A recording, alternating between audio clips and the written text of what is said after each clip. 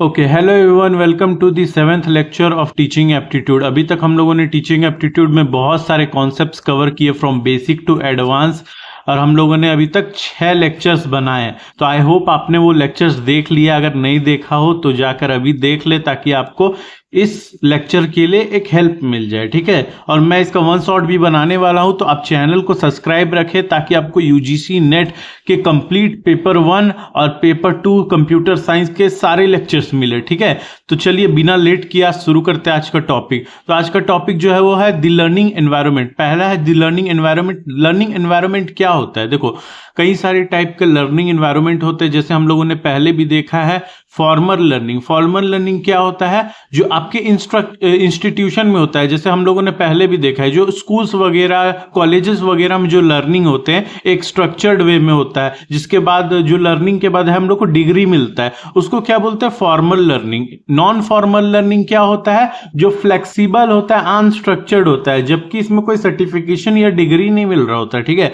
जैसे community workshops होते हैं, और आप कोई स्किल सीखने जाते हो तो वो सारे वर्कशॉप्स जो होते हैं वो नॉन फॉर्मल लर्निंग में आ जाते हैं, ठीक है। फिर होता है आपका एक इनफॉर्मल लर्निंग। इनफॉर्मल लर्निंग क्या है? जैसे हम लोग पहले भी पढ़ा है, ये सब सारे टॉपिक्स लिए हम लोगों ने पहले पढ़े हैं, ठीक है।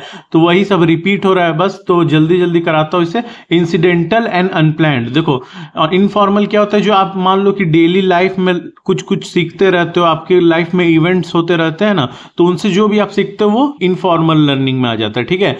अब कुछ तरीके होते हैं जिससे एक पॉजिटिव लर्निंग इन्वायरमेंट बनाया जाता है। वो क्या तरीके होते हैं?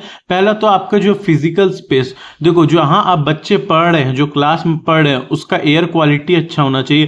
कहते हैं लोग कि खिड़की खोल के पढ़ना चाहिए। क्यों? ताकि बाहर का हवा ऑक्सीजन मिले तो दिमाग फ्रेश रहता है, ठीक है। इसलिए आप लोग बंद रूम में ना होकर पढ़ें, खुले में पढ़े, ठीक है। और कंफर्टेबल टेम्परेचर होना चाहिए, फ्लेक्सिबल सीटिंग होना चाहिए, तो आपको पता ही है। फिर साइकोलॉजिकल क्लाइमेट क्या होना चाहिए? A supportive non threatening atmosphere. Of course कोई चाकू लेकर तो नहीं पढ़ाएगा, बट जैसे कई सारे टीचर होते हैं जो डांट देते हैं, या तो सपोर्टिव होना चाहिए टीचर को, ठीक है। सोशल इंटरेक्शन क्या होता है? Positive peer relationship and collaborative spirit. मान लो कि आप टीम में काम करो तो आप कोलैबोरेट करके काम करो, ऐसा नहीं कि मैं अकेले सब कर लूंगा, वो चीज खराबी करता है, ठीक है। फिर मोटिवेशनल क्लाइमेट क्या होता है? टीचर को हमेशा एक मोटिवेशन सेट करना चाहिए, एक एक्सपेक्टेशन सेट करना चाहिए, एक गोल सेट करना चाहिए। जैसे मैं आपको हमेशा बोलते रहता हूं, अभी तो यूजीसी नेट में 3 महीने बचे, तो एकदम ध्यान से पढ़ो, मेरे सारे लेक्चर्स को देखो, मैं बहुत अच्छा से एक्सप्लेन कर रहा हूं। किसी के भी लेक्चर्स को देखो, बट पढ़ते रहो, ठीक है। अब हम लोग आगे बढ़ते हैं। Core principles and conditions. देखो, प्रिंसिपल क्या क्या होते हैं लर्निंग के? Effective learning is enhanced by association with existing knowledge. देखो, अच्छा लर्निंग जो होता है वो पहले से जो आपके पास नॉलेज है उससे आपको जो चीज सिखाया जा रहा है, वो जो मैंने पढ़ाया था ना, फ्रॉम नोन टू अननोन, वही वाला कॉन्सेप्ट है कि जो आपको पहले से पता है उसके बेसिस पे आपको कुछ नया सिखाया जा रहा है, ठीक है। फिर जो आपको सिखाया जा रहा है उसमें क्लैरिटी है, आपके ऑब्जेक्टिव्स में क्लैरिटी है, आप खुद एक्टिविटी कर रहे हो, आप खुद इन्वॉल्व हो रहे हो, ठीक है ना। ये सब कुछ प्रिंसिपल्स होते हैं लर्निंग के, जो आपके लर्निंग को अच्छे करते हैं। फिर क्या कॉग्निटिव लर्निंग क्या होता है? जिसमें आपको मोटिवेशन का थोड़ा दरकार पड़ता है, ठीक है ना। ये किस पे डिपेंड करता है? लर्नर के एटीट्यूड में, कि आपका एटीट्यूड क्या है, आप कितना इंटरेस्टेड हो, आप यूजीसी नेट निकालना चाहते हो कि नहीं, आपका कितना विलिंगनेस है इंगेज होने का, ठीक है। फिर आपका क्या होता है? Essential conditions. कुछ एसेंशियल कंडीशंस होते हैं जो लर्निंग के लिए चाहिए होते हैं। एक तो होता है कंटिन्यूटी, मतलब आप जितनी ज्यादा बार, जैसे कि बोला जाता है ना कि एक कंटिन्यूटी में पढ़ना चाहिए। आप जितने मेरे लेक्चर्स को आप अच्छे से देखते रहो, आपका यूजीसी नेट निकलेगा, ठीक है। तो लेकिन आपको एक कंटिन्यूटी बनाना पड़ेगा, आपको एक है ना अपने अंदर वो डिसिप्लिन लाना पड़ेगा, ठीक है। फिर प्रैक्टिस, आप जितने बार देखोगे, जितने बार लिखोगे कॉपी में, उतना ज्यादा आपका प्रैक्टिस होगा, उतना चांसेस होगा आपका यूजीसी नेट निकलने का। फिर आपका क्या है? रीइंफोर्समेंट भी एक तरीका होता है। फिर फीडबैक, आपको मान लो मैं कभी आप बोलोगे तो मैं आपके लिए अरेंज कर दूंगा टेस्ट, ठीक है। उससे आपको फीडबैक मिलेगा, या आप खुद से भी अपना टेस्ट ले सकते हो। मैं आगे चल के पीवाईक्यू पे भी वीडियोस बनाऊंगा, उसको सॉल्व करके देख सकते हो, तो आपको एक फीडबैक मिलता है, ठीक है, जिससे आपका लर्निंग एनहेंस होता है। अब कुछ रिस्पॉन्सेज होते हैं लर्निंग के। क्या क्या वो होते हैं? Prompting, giving hints. देखो, मान लो कि तुम्हारा लर्निंग हो रहा है, ठीक है ना। अब मान लो कि तुमसे मैंने कोई क्वेश्चन पूछा, ठीक है, बहुत सारे आप लोगों को टीचर को देखा होगा कि आपसे क्वेश्चन पूछने के बाद तो थोड़ा थोड़ा हिंट देते हैं, क्योंकि टीचर भी क्या चाहता है, बच्चा आंसर करे, है ना। बच्चा आंसर करेगा तो और अच्छे से उसको समझ में आएगा, रिटेंशन बढ़ेगा, तो इसलिए कुछ कुछ हिंट दिया जाता है, ठीक है। फिर रीडायरेक्शन होता है, आस्किंग मल्टीपल स्टूडेंट्स, मान लो मैं एक से ज्यादा स्टूडेंट से पूछूं, आपसे पूछूं, फिर आपके दोस्त से पूछूं, आप में कंपटीशन आएगा कि नहीं ये बता देगा, मेरे को भी बताना है, ठीक है ना। तो एक रीडायरेक्शन होगा, ठीक है। सीकिंग फर्दर इंफॉर्मेशन, आप देखो, आप फिर मेरे से पूछोगे कि सर हमको ये नहीं बना, हमसे क्यों नहीं बना, आप क्लैरिफाई करोगे, आप आंसर को जानने की कोशिश करोगे, ठीक है। Refocusing, applying knowledge to new situations, आपने जो सीखा आज क्लास में, मान लो आप लोगों ने सीखा फ्रिक्शन, ठीक है ना, फिजिक्स में, अब आप जा रहे हो कहीं, कोई ठेलते हुए ले जा रहा है गाड़ी, तो आप सोचोगे कि हाँ यहाँ फ्रिक्शन काम कर रहा है, मतलब आप अपने नॉलेज को नए नए सिचुएशन में अप्लाई करके देखोगे, ठीक है। फिर आपका दूसरा टॉपिक है ऑनलाइन लर्निंग प्लेटफॉर्म। देखो कुछ कुछ आजकल ऑनलाइन लर्निंग प्लेटफॉर्म तो बहुत सारे, फिजिक्स वाला वगैरह, बट कुछ कुछ जो है जो गवर्नमेंट के, ठीक है, इनके बारे में हम यहाँ पढ़ेंगे। उसमें से देखो क्या है, मूक। मूक क्या होता है, मैसिव ओपन ऑनलाइन कोर्सेज, और स्वायम, ठीक है ना, ये दो है। मूक तो खैर एक आइडिया है, और स्वायम उसका इंप्लीमेंटेशन हम लोग आगे देखेंगे। तो ये दो इंपॉर्टेंट चीजें जो हम लोगों को आगे पढ़ना है, ठीक है। मूक क्या है, MOOC are versatile platform for global audience. देखो मूक जो है होता है, उसका फुल फॉर्म होता है मैसिव ओपन ऑनलाइन कोर्सेज। ये दो साइंटिस्ट ने डिस्कवर किया था, जो आपके एक फेमस, मेरे को नाम अभी याद नहीं आ रहा है, बट एक फेमस आपका एडुकेशन वेबसाइट था, उन्होंने ही शुरू किया था, ठीक है। वो कहीं के प्रोफेसर थे, उन्होंने मूक को डिस्कवर किया था, ठीक है। उतना जरूरी नहीं है, बट यहां जो पढ़ा रहा हूं वो जरूरी है, ठीक है। तो मूक क्या है, एक वर्सेटाइल ग्लोबल और प्लेटफॉर्म है ग्लोबल ऑडियंस के लिए, मतलब लोग जो है कहीं से भी पढ़ सकते हैं, ठीक है। लर्नर सेंट्रिक मूक LCM model is a pedagogical approach. देखो पेडागोजिकल अप्रोच मतलब लर्नर सेंटर्ड नहीं है, टीचर सेंटर्ड होता है, ठीक है ना। पेडागोजी मतलब याद है ना, टीचर सेंटर। तो लर्नर सेंट्रिक मूक जो होता है, मतलब है तो लर्नर सेंट्रिक, आप लोगों के लिए बनाया जा रहा है, बट जो पढ़ा रहे हैं उनके हिसाब से वो पेडागोजी हेल्प का यूज करते हैं, ठीक है ना। पेडागोजी का यूज करते हैं ताकि वो अच्छे से कोर्स को बना पाए, ठीक है। That prioritises learners engagement over technological features, जो कि प्रायोरिट, देखो टीचर जो है वो पेडागोजी का अप्रोच का यूज करके आपको पढ़ा रहा है, ठीक है, और आप जो है टेक्नोलॉजी फीचर्स का फायदा उठाकर और अच्छे से पढ़ रहे, वो भी अपने घर से बैठे हुए। तो स्वायम क्या है, स्वायम एक इंडियन मूक प्लेटफॉर्म है। देखो मैंने बोला था मूक एक आइडिया है, मूक मतलब मैसिव ओपन ऑनलाइन कोर्सेज, मतलब इंटरनेट पे कोर्सेज बनाओ, जैसे ये मैंने यूट्यूब पे कोर्सेज बनाए, ये भी एक टाइप का मूक है, बोल सकते हैं। तो उसी तरीके से जो स्वायम है वो एक इंडियन मूक प्लेटफॉर्म है, जो कि एम करता है प्रोवाइड करने का high quality free education for everyone, मतलब हर कोई के लिए, चाहे अमीर हो चाहे गरीब हो, ठीक है।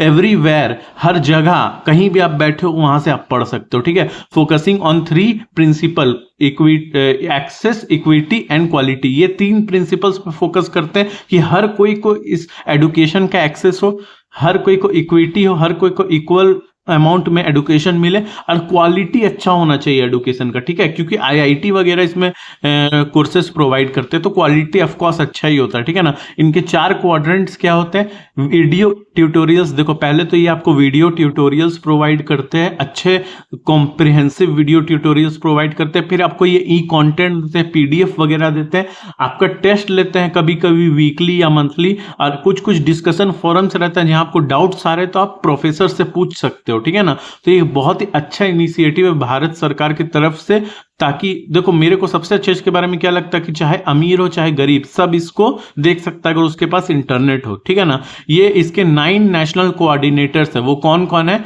तो AICT all India council of technical education है, फिर NPTEL national programme on technical education learning UGC, जिसके लिए आप तैयारी कर रहे हैं, university grant commission, CEC, NCERT, NIOS, IGNOU, IIMB, NITTR, ठीक है ना। इन सब का फुल फॉर्म याद रखना, कभी कभी आ जाता है, हो सके तो पॉज करके स्क्रीनशॉट ले लो, ठीक है। अब हम लोग आगे बढ़ते हैं, एजुकेशनल ब्रॉडकास्ट। देखो स्वयं प्रभा जो है वो एक इनिशिएटिव है गवर्नमेंट का। देखो स्वयं क्या था, एक प्लेटफॉर्म था, स्वयं प्रभा क्या है, एक इनिशिएटिव है। इसमें क्या है, 40 गो जो है डीटीएच चैनल। अब देखो हर कोई के पास जो है इंटरनेट जरूरी नहीं हो, बट टीटीएच टीवी आजकल ज्यादातर जगह मिल ही जाता है। केबल में भाई ज्यादा पैसा भी नहीं लगता है केबल में, ठीक है ना। टीवी तो हर जगह ही होता है, ठीक है। और टीवी ना भी हो तो ये इंटरनेट पे भी एक्सेसिबल है, ठीक है। इसका अपना यूट्यूब चैनल्स है, तो ये कंटेंट प्रोवाइड करते हैं। 4 घंटे का नए कंटेंट प्रोवाइड करते हैं हर दिन, 4 घंटे का नए कंटेंट, और उसको 5 बार रिपीट करते हैं, ठीक है ना। मतलब एक 4 घंटे के लिए नए कंटेंट को प्रोवाइड किया, उसको दिन में 5 बार रिपीट किया ताकि कोई भी मिस ना करे, ठीक है। It covers a wide range of subject, ये बहुत सारे सब्जेक्ट जैसे 9 से 12 के अच्छे अच्छे सब्जेक्ट्स कवर करता है। और लाइफ लॉन्ग लर्नर्स यहाँ पे रहते हैं, मतलब जो हमेशा से पढ़ रहे हैं, ठीक है ना, जिनको बहुत फायदा हो रहा है इससे। The channel are maintained by INFLIBNET centre, देखो चैनल जो है वो इन्फ्लिबनेट सेंटर के द्वारा मैनेज किया गया। और इंस्टीट्यूशन लाइक आईआईटी, यूजीसी और एनसीईआरटी इसमें जो है अपना एजुकेशनल कंटेंट डालता है। तो ऑफ कोर्स मैंने बोला था कि क्वालिटी अच्छा होता है, क्यों? क्योंकि आईआईटी भी देखो यहाँ कंटेंट डालता है, ठीक है ना। अब ये चैनल किसके अपलिंक्ड है? ये चैनल अपलिंक्ड है बिजाग एंड गांधीनगर, गांधीनगर शायद गुजरात में है if I am not wrong. तो ये वहां से अपलिंक्ड है, मतलब वहां से सैटेलाइट से कनेक्टेड है, इसका स्टेशन वहां पर है। और सैटेलाइट कौन सा यूज करे? GSAT-15 सैटेलाइट को, ठीक है। ये थोड़ा इंपॉर्टेंट इंफॉर्मेशन है, इसको याद रखिएगा। अब ये देखो कुछ डिटेल्स है चैनल्स के, ये बताने लायक है नहीं, इसको बस आप एक स्क्रीनशॉट ले लो और इसको याद रख लेना, ठीक है ना। थोड़ा सा ये सारे देखो, कौटिल्या है इस इकोनॉमिक्स के लिए चैनल नंबर 7 है, फिर 8 नंबर में आर्यभट्ट है, ये फिजिकल मैथ्स के लिए है। इससे आप पढ़ भी सकते हो, ठीक है ना। अच्छे कंप्यूटर साइंस के भी इसमें कोर्सेज रहते हैं, हालांकि थोड़े वास्ट रहते हैं बट बहुत अच्छे रहते हैं। क्वालिटी क्योंकि आईआईटी प्रोवाइड करा तो अच्छा भी रहेगा, ठीक है ना। अब टीचिंग मेथड्स क्या क्या होते हैं, ठीक है। टीचिंग मेथड्स एंड फिलोसॉफीज, देखो माइक्रो टीचिंग क्या होता है। देखो अब हम लोग क्लास में टीचिंग कर रहे हो, उससे पहले बहुत बार है ना क्या करता है टीचर जो है, एक स्मॉल से जैसे कि ट्यूशन वगैरह पढ़ाता है टीचर लोग बहुत सारा, या एक छोटे बच्चे लोग को क्लास में ही बुला लिया, पहले थोड़ा छोटा ऑडियंस को बुलाया, तो छोटा मतलब 10-20 बच्चों को बुलाया, उनको पढ़ा के देख रहे, ठीक है ना, कि हम कितना पढ़ा पा रहे। ये क्यों किया जाता है? ताकि टीचर अपने स्किल पे काम कर सके। अब टीचर को भी तो टीचिंग स्किल को अच्छा करना है ना, जैसे हम इतने दिन से आप लोगों को पढ़ा रहे, तो मेरा कुछ तो स्किल अच्छा हुआ होगा ना, ठीक है। तो उसी को बोला जाता है माइक्रो टीचिंग, जो एक स्मॉल कंट्रोल इन्वायरमेंट में टीचिंग किया जाता है ताकि टीचिंग लेवल एनहेंस हो, उसको बोला जाता है माइक्रो टीचिंग, ठीक है। रिफ्लेक्टिव टीचिंग क्या होता है? ये एडुकेटर की तरह एडुकेटर के लिए यूज किया जाता है, एडुकेटर के द्वारा यूज किया जाता है ताकि वो अपने टीचिंग को और एनहेंस कर पाए, अपने गलतियों को देख पाए, अपने गलतियों से सीख पाए, ठीक है ना। इसमें क्या क्या इन्वॉल्व रहता है? Self awareness, critical reflection, continuity, continuous learning and focus student need. मतलब देखो जितना टीचर पढ़ाएगा उतना टीचिंग अच्छा होगा। जैसे मैं आप लोगों को, जैसे मेरे पहला वीडियो में मैं बहुत सारी शायद गलती कर रहा हूं और अभी कुछ इंप्रूवमेंट हुआ, फ्यूचर में कुछ इंप्रूवमेंट होगा, तो जितना मैं पढ़ाऊंगा आप लोगों को उतना मेरा पढ़ाने का स्किल अच्छा होगा। वैसे ही रिफ्लेक्टिव टीचिंग क्या होता है? एडुकेटर्स इसको यूज करते हैं ताकि वो अपने स्किल को अच्छा कर पाए पढ़ाकर, ठीक है। अब देखो 3 तरीके के फिलोसॉफीज होते हैं। क्या क्या होता है? आइडियलिज्म। आइडियलिज्म मतलब क्या होता है? आइडियलिज्म मतलब जो आइडिया, मैंने आपको पहले भी ये सब बताया है, पहले वाले लेक्चर में आप जाकर देख सकते हो। मैं शॉर्ट में बता देता हूँ। बेसिकली आइडियलिज्म में फोकस करता है आप कितने इंटेलेक्चुअल है। देखो इंटेलेक्चुअल डिस्कशंस में फोकस करता है, ठीक है ना। आदमी का जो है बुद्धि पे ये फोकस करता है, ठीक है ना, इंटेलेक्चुअल डिस्कशंस पे। अब रियलिज्म और नेचुरलिज्म के ये भी मैंने पहले पढ़ा है। ये क्या है? मतलब कि आप अपने जो नेचर से सीखते हो, ठीक है ना।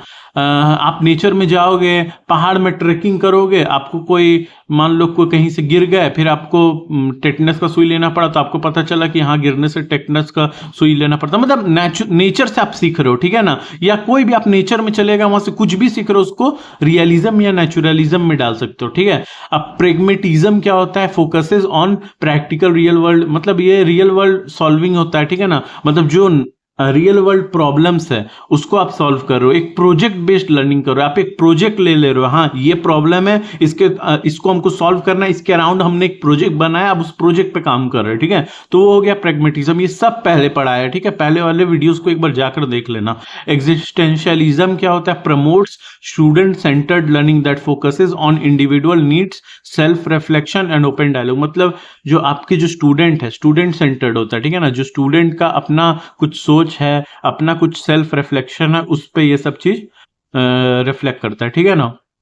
अब गैगने टीचिंग प्रोसेस देखो, वही है जो हम लोगों ने देखो वो सब चीज थोड़ा रिपीट हो रहा है, ठीक है ना, तो मैं जल्दी से इसको कवर करता हूँ। गेनिंग अटेंशन मतलब देखो गैगने ने 9 इवेंट दिए थे जिससे हम लोग लर्निंग आउटकम्स को मैक्सिमाइज कर सकते हैं, ज्यादा से ज्यादा लर्निंग करवा सकते हैं। पहला क्या है, गेनिंग अटेंशन, मतलब जो स्टूडेंट्स उसका अटेंशन टीचर को गेन करना पड़ता है, कुछ एग्जांपल हंसी मजाक करके, ठीक है। फिर इन्फॉर्मिंग लर्नर्स ऑफ ऑब्जेक्टिव, मतलब लर्नर्स को जो है उनके लक्ष्य के बारे में बताना। फिर stimulating recall of prior knowledge, आप लोगों ने जो पहले सीखा उसको मैं बताऊंगा, जैसे मैं बोल रहा हूँ ना कि इन सबको मैंने पहले पढ़ाया है, तो वही चीज। फिर प्रेजेंटिंग दिस स्टिमुलस मटेरियल, मतलब जो स्टडी मटेरियल है, मेन कंटेंट है, उसको प्रेजेंट करना। फिर प्रोवाइडिंग लर्नर गाइडेंस, मतलब लर्नर को बताना कि आप और कहाँ से सीख सकते हो, ठीक है। फिर एलिसिटिंग परफॉर्मेंस, मतलब आपको लर्नर्स को अपॉर्चुनिटीज देना कि वो आप पार्टिसिपेट करें, उनके परफॉर्मेंस अच्छा हो जिससे, ठीक है ना। फिर उनका टेस्ट लेना या फीडबैक उनसे लेना कि हाँ मैंने कैसा पढ़ाया। फिर एक्सेसिंग परफॉर्मेंस, मतलब उनका टेस्ट लेकर उनका परफॉर्मेंस देखना। फिर एनहेंसिंग रिटेंशन एंड ट्रांसफर, मतलब उनको रटवाना या जो भी टेस्ट लेना जिससे उनका रिटेंशन और ट्रांसफर बढ़े, ठीक है ना। तो ये सब पहले भी पढ़ा है, इसको बस याद रखना, ठीक है। अब ये एक इंपॉर्टेंट है, टाइप्स ऑफ इवैल्यूएशन। इवैल्यूएशन थोड़ा इंपॉर्टेंट आता है, ये आपका लास्ट ही यूनिट है टीचिंग एप्टीट्यूड का। देखो 2 तरीके के इवैल्यूएशन होते हैं, क्या क्या होता है, क्वांटिटेटिव इवैल्यूएशन। क्वांटिटेटिव मतलब क्या, जिसमें नंबर्स हो, ठीक है ना। जैसे हम लोगों की रिसर्च एप्टीट्यूड में आपको याद होगा तो क्वांटिटेटिव और क्वालिटेटिव था। क्वांटिटेटिव मतलब क्या, जहां नंबर्स एसोसिएटेड हो, मतलब आपको कुछ स्पेसिफिक नंबर दिए, मान लो कि हम तुम्हारे एग्जाम लिए, हम दिए तुमको 100 में 70, वो क्या हो गया आपका क्वांटिटेटिव मेथड। और क्वालिटेटिव मेथड क्या हो, मतलब हम आपका इंटरव्यू, मतलब जो आपका हम क्वालिटी को चेक कर रहे हैं, ठीक है ना। जैसे मैंने एक एग्जांपल दिया था कि आप इंटरव्यू में जाते हो तो क्वांटिटी क्या हो गया कि हाँ सर मेरे को जावा आता, सी आता, पाइथन आता, आप गिनाने लगे, नंबर्स में आप गिनाने लगे कि मेरे को कितना प्रोग्रामिंग लैंग्वेज आता है। क्वालिटेटिव मतलब क्या बताया था कि एक ही मेरे को जावा ही आता है बट मेरे को बहुत अच्छे से आता है, आप कुछ भी सवाल पूछो मैं बता दूंगा। तो आपका डीप नॉलेज चेक होता है क्वालिटेटिव में। और क्वांटिटेटिव में बेसिकली हम लोग नंबर्स को यूज करते हैं आपके नॉलेज को रिप्रेजेंट करने के लिए, ठीक है। क्वालिटेटिव में इंटरव्यू, चेकलिस्ट वगैरह होता है, ठीक है ना।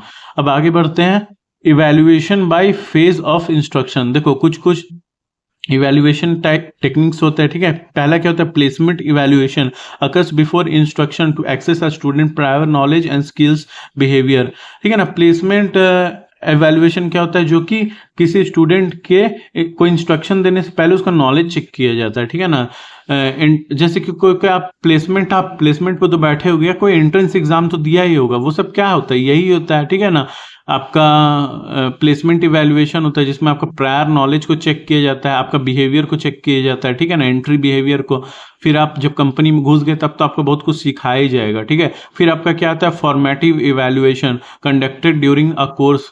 मतलब देखो फॉर्मेटिव इवैल्यूएशन क्या होता है ना, कि जो आपके कोर्स के समय होता है, ठीक है ना। जैसे कि आपने देखा होगा बचपन में हम लोगों का यूनिट टेस्ट होता था, हर वीक होता था या हर मंथ में 2 बार होता था, ऐसा कुछ होता था ना यूनिट टेस्ट। वो क्यों होता था, वो एक टाइप का फॉर्मेटिव इवैल्यूएशन था जो पूरे कोर्स के दौरान होता है, ठीक है ना, हर वीक या हर महीने में होता है, ठीक है। ताकि ये क्या, इससे क्या हेल्प होता है, ये दोनों टीचर और स्टूडेंट को फीडबैक देता है। स्टूडेंट को क्या फीडबैक देता है कि तुमको बेटा कितना पढ़ना है, और टीचर को क्या बताता है कि ये कितने पानी में, इसको हमको और क्या क्या चीज सिखाना है, ठीक है।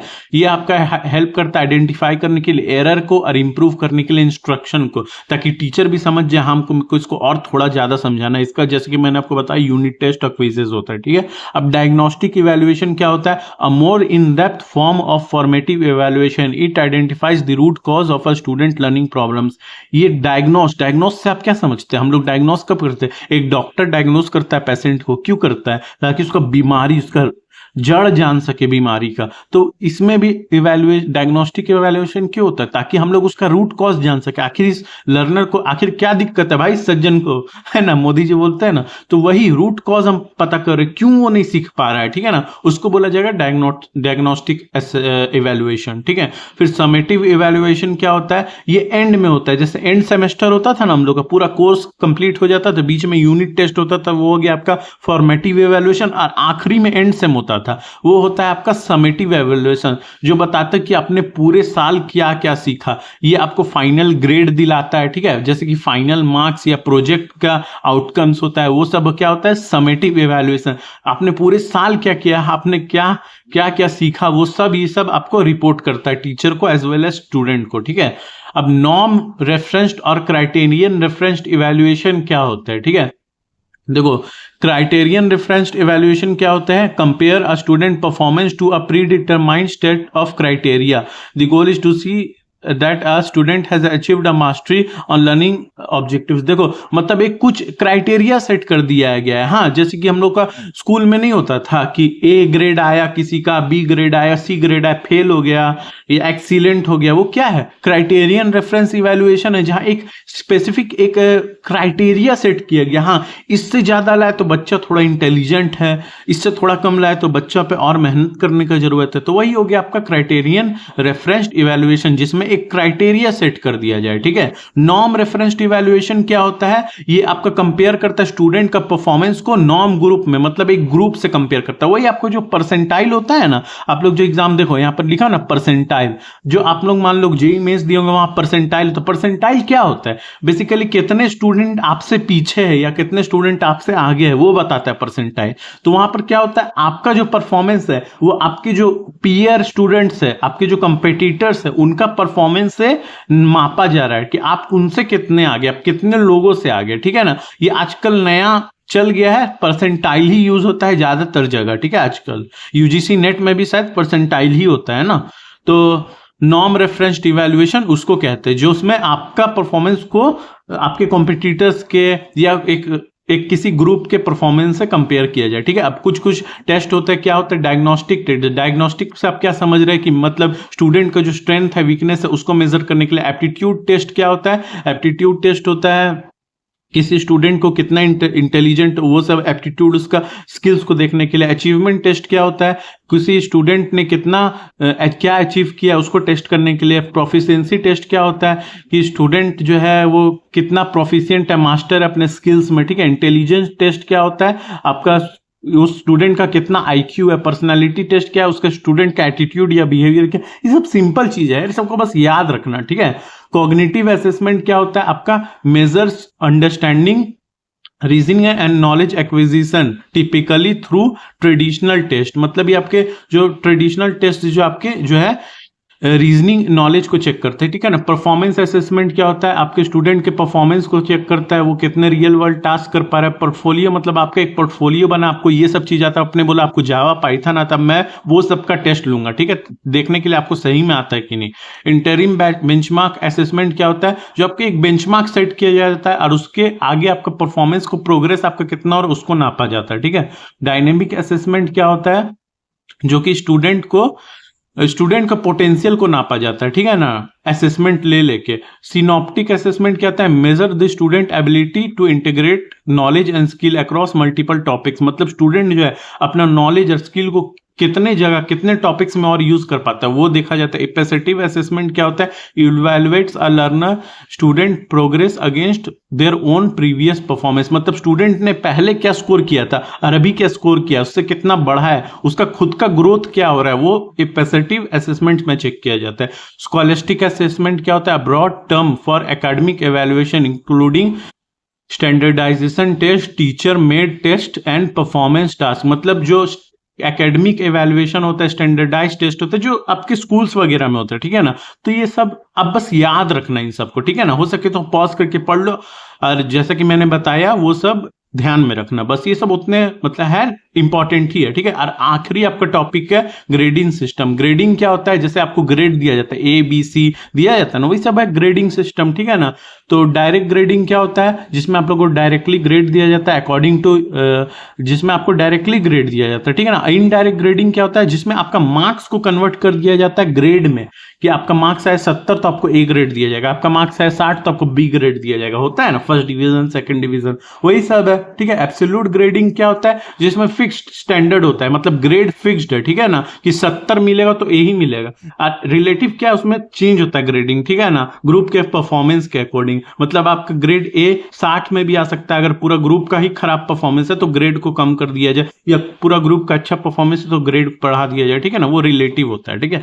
अब चॉइस बेस्ड क्रेडिट सिस्टम क्या होता है, जैसे कि मूक वगैरह क्यों लिया जाता है, आजकल बहुत सारे अगर आप लोगों ने मॉकआउट से पढ़ा होगा तो वहां बहुत यूज होता है, और बहुत सारी यूनिवर्सिटीज में, ऑलमोस्ट पूरे इंडिया की यूनिवर्सिटीज में आजकल यूज होता है। इसमें क्या होता है, आपको कुछ क्रेडिट दिया जाता है, ठीक है ना, आपने मतलब आपको कुछ चॉइस दिया जाएगा सब्जेक्ट्स का कि हाँ तुम इतना सब्जेक्ट्स में से क्या तुम पढ़ना चाहते हो वो पढ़ो, उसके हिसाब से हम लोग तुमको मार्क्स देंगे जो तुम्हारा सेमेस्टर में काउंट होगा, ठीक है ना, वही होता है चॉइस बेस्ड क्रेडिट सिस्टम। और कंप्यूटर बेस्ड टेस्टिंग क्या होता है दोस्तों, जैसे आप एनटीए यूजीसी नेट देने जाओगे तो आपका कंप्यूटर में होगा टेस्ट, उसी को बोला जाता है कंप्यूटर बेस्ड टेस्टिंग, जिसमें आप टिक करोगे, सबमिट करोगे, तो फाइनली हम लोगों का हो गया कंप्लीट पूरा टीचिंग एप्टीट्यूड, ठीक है। इन सब में किसी में भी आपको कोई भी डाउट होगा तो बताइएगा, ठीक है ना मेरे को। आई होप आपको पूरा टीचिंग एप्टीट्यूड अच्छे से समझ में आया होगा। मैं अभी पूरा पेपर 1 में एक एक करके वीडियो बनाने वाला हूं, तो मेरे चैनल को सब्सक्राइब रखो यार, एंड आई होप आपको सब कुछ समझ में आ रहा होगा। पेपर 2 भी लाने वाला कंप्यूटर साइंस का।